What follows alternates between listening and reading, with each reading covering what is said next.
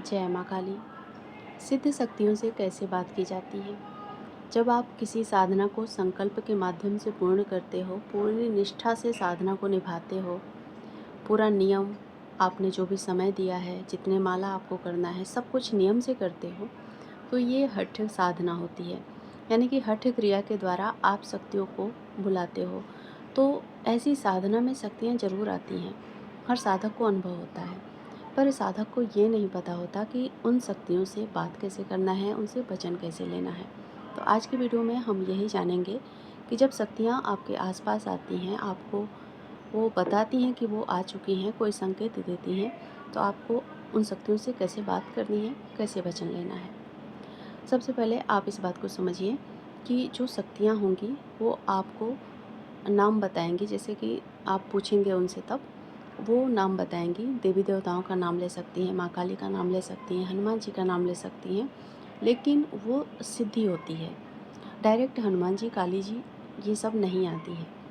इसीलिए आपको पहले से तैयार रहना होगा जब आप किसी साधना को करने जा रहे हो। और कई बार ऐसा भी होता है कि जो शक्ति आती है, जो सिद्धि आती है, उनमें से कुछ सिद्धियाँ बोलती हैं और कुछ सिद्धियाँ सांकेतिक रूप से बात करती हैं। तो साधना में जब आप बैठते हो, आप 1 हफ्ते तक अच्छे से साधना कर लेते हो, आपको लगता है कि आपकी साधना पूर्ण हो जाएगी, कोई विघ्न बाधा नहीं आएगी, तब आपको साधना में हर दिन उन शक्तियों के सांकेतिक रूप से जो बात करने का तरीका है, उसको समझने के लिए या तो आपके पास कौड़ियाँ होनी चाहिए या फिर अलग से कोई फूल रखना होगा, सिक्के रखने होंगे, ताकि आप जब संकेत कर पाओ, तो वो शक्तियाँ उस फूल को, उस कौड़ी को, उस सिक्के को मतलब आपने जो भी रखा है, तो उसको हिला-डुला कर वो आपको समझा सकें, अपनी बातें आपके सामने रख सकें। ठीक है? ये बात आप समझ लिए। अब हम बात करते हैं जब आपके पास शक्तियाँ आएँगी, तो वो शक्तियाँ या तो आपके आगे खड़ी होंगी या फिर पीछे खड़ी होंगी, या तो वो परछाई रूप में दिखाई देंगी या फिर डायरेक्ट किसी इंसान के रूप में, या फिर मतलब कुछ भी उनका रूप हो सकता है, उनका रूप कोई निश्चित नहीं होता है।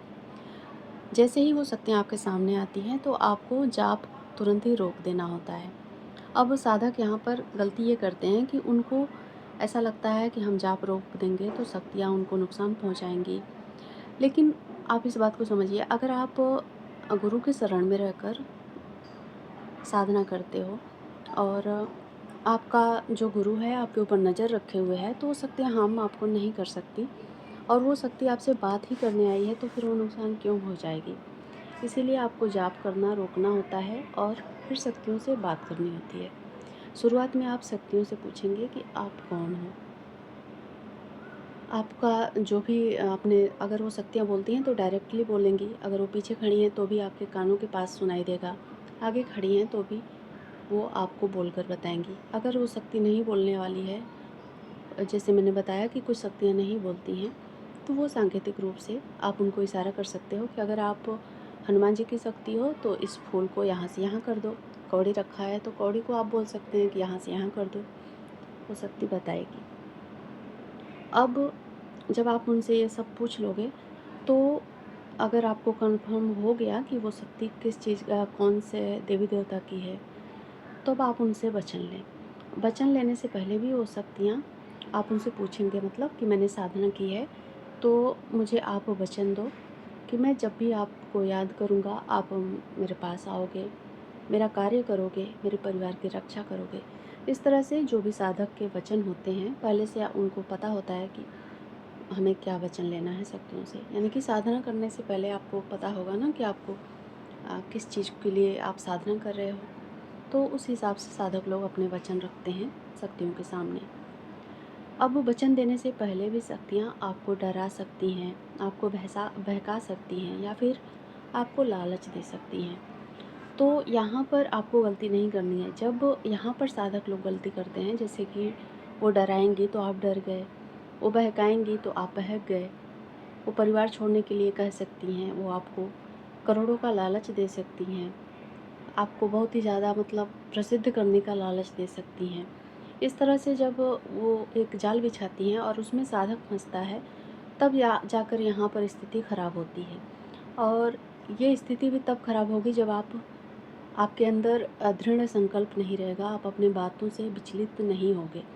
अगर आप अपनी ज़बान से विचलित हो गए, अपने संकल्प से विचलित हो गए, या फिर आपको अपने गुरु पर या फिर इष्ट पर भरोसा नहीं है, या फिर मतलब जैसे भी वो बहकाती हैं, डराती हैं, आप डर जाते हो, तब यहाँ पर केस ख़राब हो जाता है।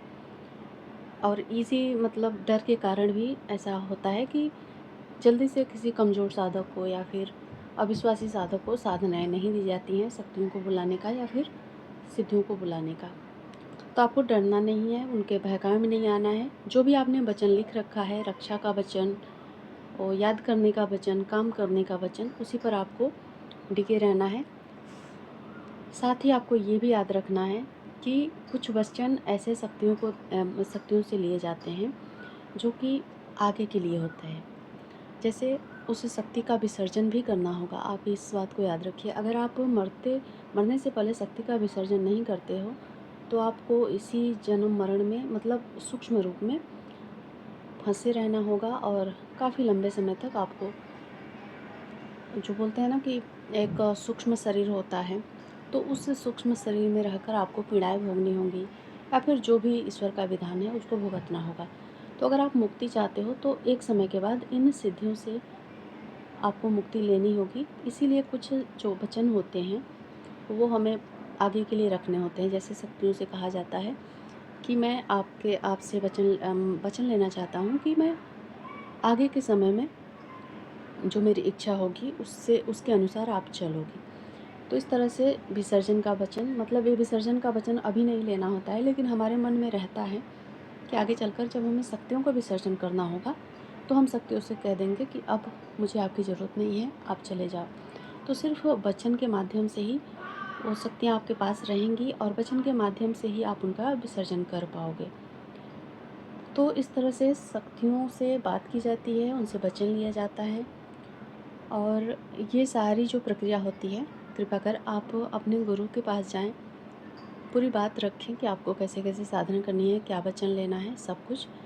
अगर आपके साथ योग्य गुरु जुड़े होंगे तो आपको इन सिद्धियों को दिलाने में और शक्तियों से बात कराने में ज़रूर मदद करेंगे। उम्मीद है इस वीडियो से आपने कुछ अच्छी जानकारी ज़रूर हासिल की होगी। वीडियो अगर पसंद आई हो तो लाइक कर चैनल को सब्सक्राइब ज़रूर करें। धन्यवाद। जय माँ काली।